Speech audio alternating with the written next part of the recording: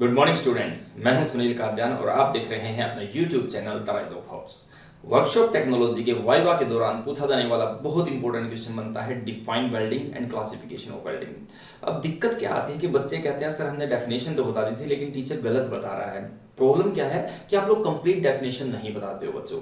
जब भी आप वेल्डिंग की डेफिनेशन बताओगे तो आप उसमें 3 चीजों को जरूर ऐड करोगे। Number 1 pressure, number 2 temperature, number 3 filler material. जब तक आप इन तीनों चीजों के बारे में नहीं बताओगे ना तो वेल्डिंग की डेफिनेशन कंप्लीट नहीं होती। एक्चुअली आप क्या ज्वाइनिंग की डेफिनेशन बता के आते हो कि ज्वाइनिंग प्रोसेस है सिमिलर एंड डिसिमिलर मटेरियल्स को, ठीक है, तो वो डेफिनेशन कंप्लीट नहीं बनती है। तो डेफिनेशन में आप क्या बताओगे, welding is a process of joining of similar and dissimilar materials bye fusion with and without the application of pressure, with and without the use of filler material. The fusion is takes place with the help of heat. कैसे करोगा fusion, कैसे होगा? By heat, and the heat is generated by electric arc, electric resistance, chemical reactions etcetera. किसी भी process से आपकी heat produce होगी। तो ये इस तरह अगर आप डिफाइन करोगे तो ये वेल्डिंग की डेफिनेशन आपकी कंप्लीट होती है, जहां पे आप कहते हो कि भाई आप प्रेशर को मे भी यूज करोगे, मे भी नहीं यूज करोगे, हीट प्रोड्यूस करोगे। फ्यूजन के लिए आपको क्या करना है, हीट प्रोड्यूस करनी है। हीट कैसे? केमिकल रिएक्शन से प्रोड्यूस हो सकती है, आर्क से प्रोड्यूस हो सकती है, रिएक्शन से क्रिएट हो सकती है, ठीक है, फ्रिक्शन से क्रिएट हो सकती है। जितने मेथड्स होते हैं हीट प्रोड्यूस करने के वेल्डिंग के दौरान, ठीक है, वो सभी क्या होंगे, फ्यूजन के लिए जरूरी है। उसके लिए क्या करना पड़ेगा, हीट को प्रोड्यूस करना पड़ेगा। और मे बी और may not be use the filler material. हम ये भी बात कहेंगे भाई कहीं वेल्डिंग्स में आपको क्या है, आपको फिलर मटेरियल को ऐड करना पड़ता है, कहीं पे आपको नहीं ऐड करना पड़ता। तो ये तीनों चीजों को जब आप मिक्स करके बताते हो तो आपकी वेल्डिंग की डेफिनेशन कंप्लीट होती है। आई होप आपको समझ में आया होगा। इसके बाद क्या आता है, classification of welding. My dear यहां पे भी बड़ा डिटेल का टॉपिक है। अगर क्लासिफिकेशन ऑफ वेल्डिंग की मैं बात करूं तो यार कम से कम पूरा दिन लिख सकता है कि इतनी वेल्डिंग की क्लासिफिकेशन होती है। लेकिन जब आप बीटेक लेवल पे, डिप्लोमा लेवल पे, आईटीआई लेवल पे होते हो तो जो आपसे क्लासिफिकेशन पूछी जाती है तो सिंपलेस्ट वे में बताया करो। एक आपकी होती है प्रेशर वेल्डिंग, एक होती है नॉन प्रेशर वेल्डिंग। कैसी? एक होती है आपकी प्रेशर वेल्डिंग, एक होती है non pressure welding. Pressure welding जो होती है ना यार, ध्यान रखो, जब आपने प्रेशर लगा दिया ना तो आपको फिलर मटेरियल को ऐड करने की जरूरत नहीं है। जब प्रेशर वेल्डिंग होगी तो आप फिलर मटेरियल को यूज नहीं करते हो। जब नॉन प्रेशर वेल्डिंग होती है वहां पे आप क्या करते हो, फिलर मटेरियल्स को आप यूज करते हो। ठीक है भाई, ध्यान रखोगे इस चीज को।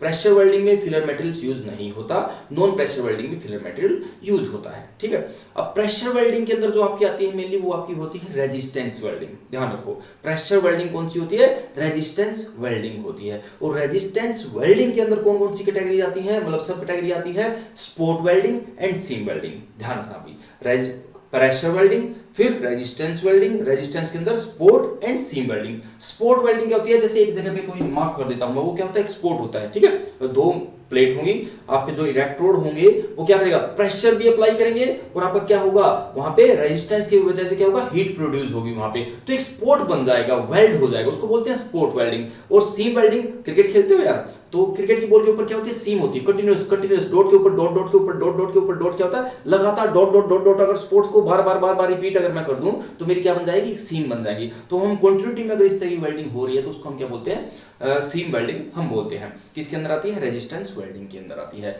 उसके बाद अगर मैं बात करूं नॉन प्रेशर वेल्डिंग की, तो नॉन प्रेशर वेल्डिंग के अंदर आपको मेनली 2 नाम लेने हैं। कौन कौन से? एक होती है आपकी गैस वेल्डिंग, एक होती है आपकी आर्क वेल्डिंग। कौन कौन सी बताई मैंने? 2 मैंने बताई आपको, एक गैस वेल्डिंग और एक आर्क वेल्डिंग। गैस वेल्डिंग के अंदर आपने कौन सी पढ़ी है, ऑक्सी एसिटाइलिन वेल्डिंग। आप क्या पढ़ते हो इसके अंदर, oxy acetylene welding. Oxy acetylene या आपकी एयर एसिटाइलिन वेल्डिंग, मतलब आप ये तो बोलोगे मोर देन सफिशिएंट आपके लिए। Oxy acetylene welding, air acetylene welding, ठीक है, हाइड्रोजन के कॉम्बिनेशन के साथ भी आपकी क्या है, गैस वेल्डिंग होती है भाई। ठीक है, तो यहाँ पे आपकी क्या है, कई बार फ्लेम के बारे में भी आपसे यहाँ पे साथ साथ पूछ लिया जाता है। अगर आपकी एक न्यूट्रल फ्लेम होती है, एक आपकी कार्बोनाइजिंग फ्लेम होती है, एक ऑक्सीडेशन फ्लेम होती है, ऑक्सीडाइजिंग फ्लेम होती है। ठीक है, जब ऑक्सीजन की वैल्यू ज्यादा होती है एज कंपेयर टू एसिटाइलिन तो ऑक्सीडाइजिंग फ्लेम बनती है। जब अगर कार्बोनाइजिंग फ्लेम, अगर मेरी एसिटाइलिन की वैल्यू ज्यादा होती है, रेशियो ज्यादा होती है एज कंपेयर टू ऑक्सीजन, तो वो क्या होगी, कार्बोनाइजिंग फ्लेम होगी। न्यूट्रल फ्लेम में क्या होगी, ऑक्सीजन की और एसिटाइलिन की इक्वल मात्रा होगी, मतलब वहां पे 1-1 बोलो आप, इक्वल में 1-1 बोल दिया करो। जिसकी ज्यादा होगी उसकी 2% और जिसकी कम होगी 1%, 2:1 रेशियो। ठीक है, तो इस तरह आप फ्लेम के बारे में भी बता सकते हो। दूसरी हम बात कर रहे हैं क्या है, क्लासिफिकेशन की हम मेनली बात कर रहे हैं। तो गैस वेल्डिंग के साथ साथ आपकी दूसरी मैंने कौन सी बताई, मैंने आपको बताई है भाई आर्क वेल्डिंग।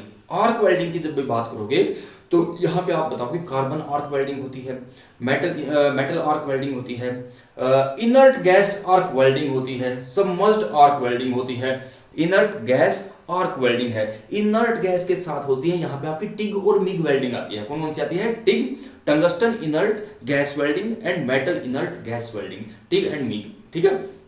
तो इनके बारे में आपको पता होना चाहिए भाई। ये एक अगर सिंपलेस्ट क्लासिफिकेशन आप टीचर को बताते हो तो उसके लिए मोर देन सफिशिएंट होता है यार।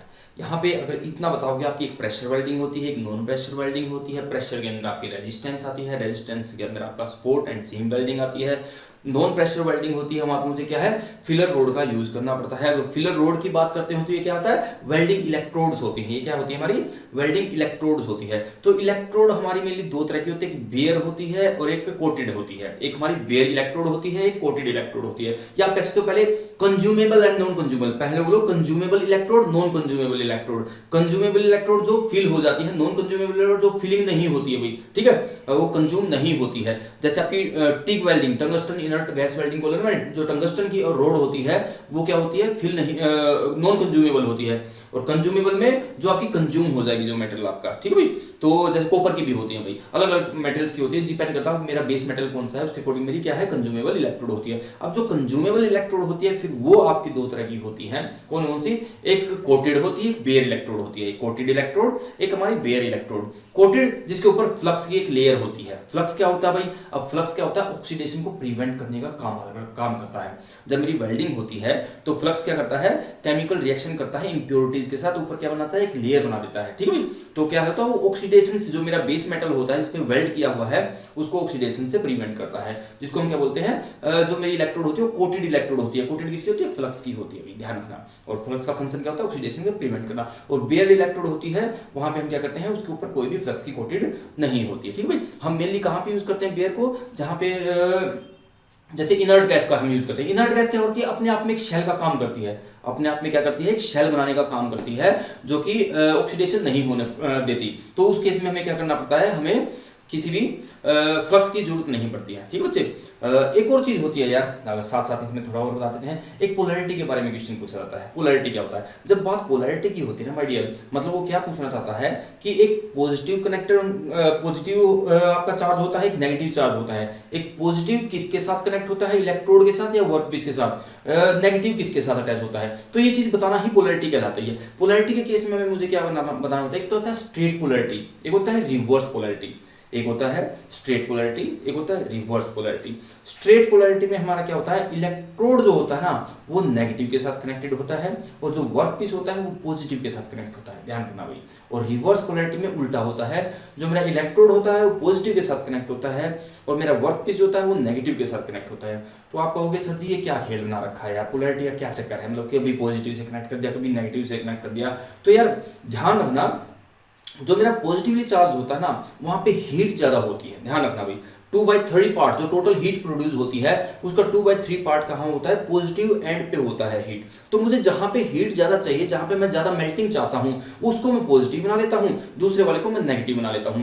जैसे अगर मैं बात करूं, जैसे होता है कार्बन इनर्ट गैस वेल्डिंग होती है। अभी कार्बन जो होता है यार, अगर वो ज्यादा मेल्ट हो जाए ना तो मटेरियल को ब्रिटल बना देता है। तो मैं नहीं चाहता कि कार्बन मेरा ज्यादा मेल्ट होके उसके साथ कॉम्बिनेशन करे और ज्यादा मेरा मेल्ट होके और मेरे उसमें ब्रिटलनेस की वैल्यू ज्यादा बना दे। तो मैं क्या करूंगा, उसको पॉजिटिव बना दूंगा और नेगेटिव उसको मैं नेगेटिव बना दूंगा, पॉजिटिव में अपने वर्क पीस को बनाऊंगा। तो वर्क पीस में मेरा ज्यादा टेम्परेचर राइज होगा तो ज्यादा मेल्टिंग मेरी वर्क पीस की होगी। जो मेरा इलेक्ट्रोड होगा जो कार्बन का होगा वो मेरा अगर नेगेटिव है तो कम टेम्परेचर राइज होगा, कम मेल्ट होगा, तो उसके अंदर ब्रिटलनेस कम हो पाएगी। ठीक है ना। तो इस तरह हम डिसाइड करते हैं किसको हमें पॉजिटिव रखना है, किसको हमें नेगेटिव रखना है। ठीक है बच्चे। तो पोलैरिटी का कॉन्सेप्ट बहुत इंपॉर्टेंट होता है यार, कहां पे मुझे हीट को ज्यादा सप्लाई करना है। ठीक है। वेल्डिंग के अंदर वेल्डिंग की डेफिनेशन, उसकी क्लासिफिकेशन, पोलैरिटी, इलेक्ट्रोड्स के बारे में, ठीक है, स्पोर्ट एंड सीम वेल्डिंग के बारे में डिफरेंस, ये बहुत इंपॉर्टेंट होता है। एक होता है जो टिग और मिग के बारे में हमने बात की थी, टंगस्टन इनर्ट गैस और मेटल इनर्ट गैस। अब टिग और मिग में मैंने क्या बताया, यहाँ पे हमारा क्या होता है भाई, ये हाई प्रिसाइज वर्क के लिए यूज किया जाता है। जहां पे मुझे कम एक्यूरेसी की जरूरत होती है वहां पे मिग का यूज किया जाता है।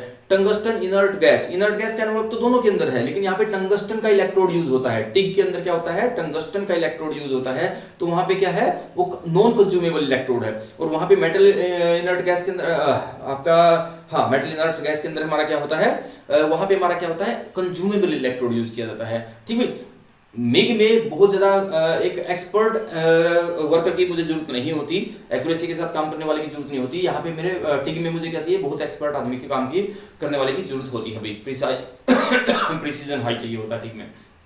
तो ये टिग और मिग में कुछ डिफरेंस होते हैं भाई। और इसके अलावा एक और है यार वेल्डिंग के अंदर, अगर थोड़ा सा और डिस्कशन कर लें तो एक होता है सोल्डरिंग और एक होता है ब्रेजिंग। सोल्डरिंग और ब्रेजिंग में डिफरेंस पूछा जाता है यार, वेल्डिंग के अंदर मैक्सिमम चीजें आपसे एज ए डिफरेंस पूछी जाती है ना। टिग और मिग के अंदर बात हो गई है, स्पोर्ट एंड सीम के अंदर डिफरेंस के अंदर बात हो गई है, पोलैरिटी की बात हो गई है, स्ट्रेट और रिवर्स पोलैरिटी की बात हो गई है। सोल्डरिंग और ब्रेजिंग की अगर मैं बात करूं तो सोल्डरिंग के अंदर एक सोल्डर यूज किया जाता है। ये आपका जैसे कोई रेडियो वगैरह, ट्रांजिस्टर वगैरह या मोबाइल वगैरह के जो जॉइंट्स लगाए होते हैं ना, उसको सोल्डरिंग बोलते हैं यार। वहां पे क्या होता है, लो टेम्परेचर पे लेस देन 450 डिग्री सेल्सियस पे हम क्या करते हैं, मेल्ट करके अपने सोल्डर को लगाते हैं, ज्वाइंट लगाते हैं। लेकिन ब्रेजिंग में क्या करते हैं, मोर देन 450 डिग्री सेल्सियस से ज्यादा टेम्परेचर में हम ज्वाइंट लगाते हैं। ठीक है, जो मेरा शोल्डर का ज्वाइंट होता है वो वीक होता है एज कम्पेयर टू ब्रेजिंग के वाले ज्वाइंट के कंपेरिजन में। ठीक है, तो एक डिफरेंस आपका सोल्डरिंग और ब्रेजिंग के अंदर बन जाता है। तो बहुत इंपॉर्टेंट है यार, वेल्डिंग शॉप आपकी बहुत इंपॉर्टेंट बनती है वाइवा के पॉइंट ऑफ व्यू से। I think most of the question आपके कवर हो गए हैं यार यहाँ पे। ठीक है, फिर भी कोई रह जाता है तो आप कमेंट बॉक्स में लिख सकते हो, मैं उसका रिप्लाई कर दूंगा। आई होप आपको समझ में आया होगा वेल्डिंग क्या होती है, क्लासिफिकेशन ऑफ वेल्डिंग क्या होती है, पोलैरिटी ऑफ वेल्डिंग क्या होती है, पोलैरिटी क्या होती है, आपकी स्पोर्ट एंड सीम वेल्डिंग में डिफरेंस क्या होता है, सोल्डरिंग एंड ब्रेजिंग में डिफरेंस क्या होता है, टिग एंड मिग में डिफरेंस क्या होता है, आपकी इलेक्ट्रोड्स कितने टाइप की होती है, बेयर इलेक्ट्रोड क्या होती है, कोटेड इलेक्ट्रोड क्या होती है, कंज्यूमेबल इलेक्ट्रोड क्या होती है, नॉन कंज्यूमेबल इलेक्ट्रोड क्या होती है। आई होप आपको समझ में आया होगा। फिर भी किसी का कोई डाउट, किसी की कोई क्वेरी रह जाती है, आप कमेंट बॉक्स में लिख सकते हैं। Okay students, bye bye, take care and God bless you. अच्छे से रहिए, पढ़ते रहिए, stay connected, like share and subscribe कर दिया करो, लाइक यार।